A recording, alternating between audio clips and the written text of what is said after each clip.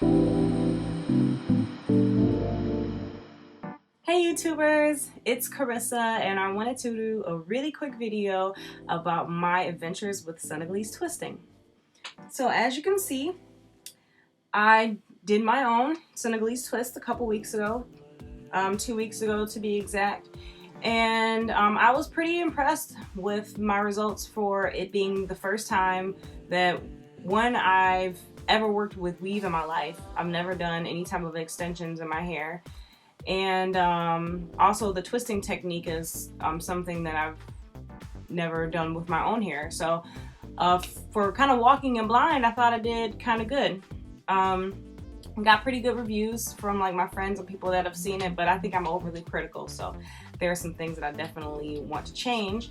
And before I post my tutorial, because I'm gonna post a tutorial the next time that I do these. Didn't want to do it the first time because I thought it would be a mess, which I was correct.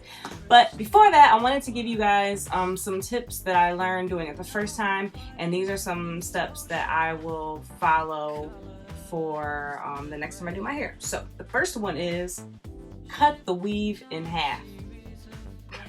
This is too long. It's too much, it's too high, it took too long to twist. And so I bought the, $3 Kanekalon braiding hair, and it comes in a pack. It's like this long, and I was like, ooh, I want some long twists. No, straight on that. So this time I'm gonna cut the weave in half, and I'm going to just pull the ends of it so that by the time you get to the end, it's very tapered. I think that's also one of the things that I learned from this one is I didn't do a good job of tapering my ends, so it looked quite choppy. And rather than being able to just tie a knot to seal it at the end, I had to use nail glue, and I did get my fingers stuck together a couple times. Not so fun. So that's the first one, to cut the weave in half. The second one, and these are in no particular order, would be to finish as you go. So what I did before is I did all the twists, and then I went back and glued them all at the same time. And that turned out to be too much trouble. So I would recommend just finishing as you go. And next time I'm gonna just try to make sure that I taper the ends of the weave so that it can just be tied in and out.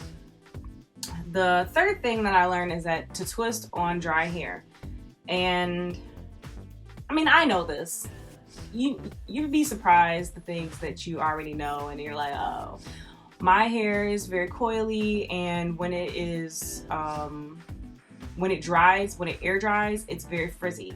And so what looked very smooth the night that I did it, I don't know if you guys can like kind of see it. Maybe this computer doesn't really, you can kind of see it, but it looked very smooth when I first completed it. But then when my natural hair dried, it just started poking out from all sides of the twist, on the the length of the twist as well as at the roots. It looked quite fuzzy, and that I didn't like so much. It's also part of the reason why I'm going to take them down after only 2 weeks. So I'm going to twist on dry hair, and I'm not going to air dry my hair. I'm going to blow dry it on low to cool heat. Also, I used Eco Styler Argan Oil Gel to do the twists, and I didn't want to use beeswax or jam or something like that. And now I see that I need to use probably beeswax, because I had a couple pieces of hair. Like, I don't know if you guys can see this, but the hair in my hairline is extremely fine, so it just slipped right out. And this came out like within a week. And I didn't want the twist to be very tight in my scalp because I'm not trying to give myself like stress alopecia or anything like that. But yeah, I think that if I use something a little bit tackier, that it will stay in the twists a lot better.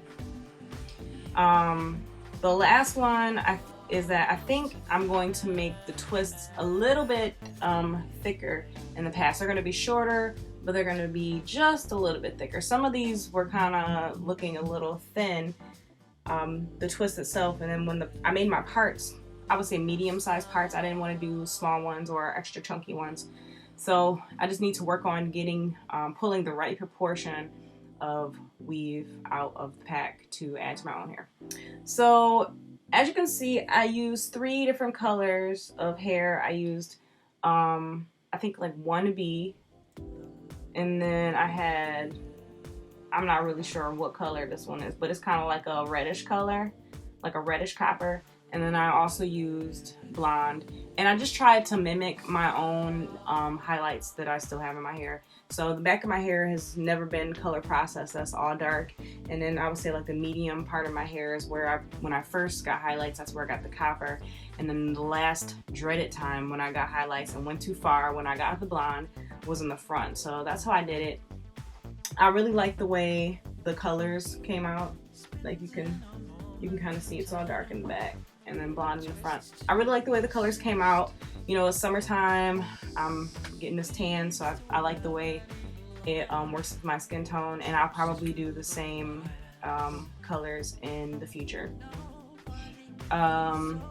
Anything else? So the total cost was like 3 times 4, I think that's 12. So $12 for the hair, and then, you know, $5 or however much, you know, the, not gel, but like the beeswax or the jam cost. So $20.